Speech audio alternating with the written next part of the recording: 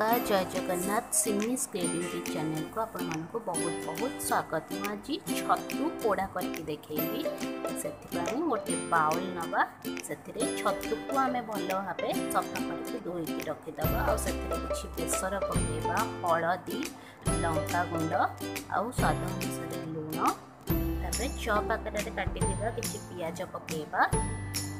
आउटे सोरिष तेल पकईकी बर्तमान आम छतु को मैरिनेट करने छाड़ीदवा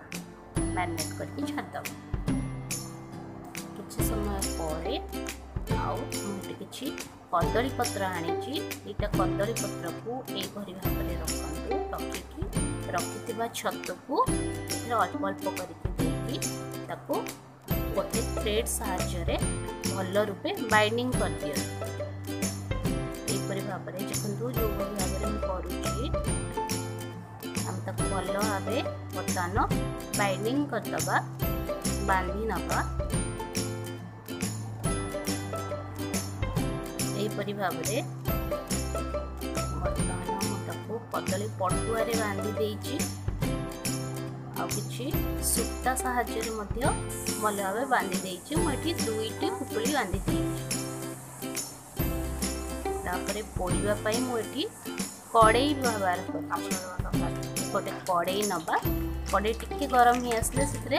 अल्प तेल पकेबा तेल टिके गरम ही आसले आम से दीटा पुटुली से पकईकी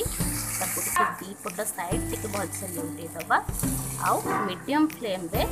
ताकू घोड़े नवा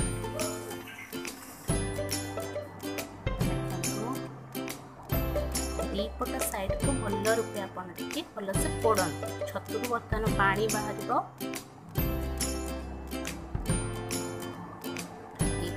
में दीपट साइड को भल रूपे